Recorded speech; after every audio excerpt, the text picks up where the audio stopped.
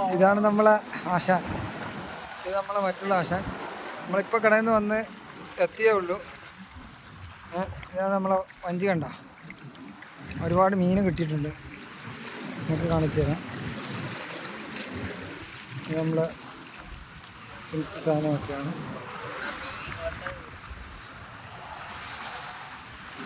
ഇത് നിറച്ചും മീനാണ്. ഉണ്ട് കുറേ മീനൊക്കെ ഉണ്ട്. ചുമ്മുണ്ട്. അങ്ങനെ കുറേ മീനൊക്കെ ഇതിലേ ഉള്ളൂ.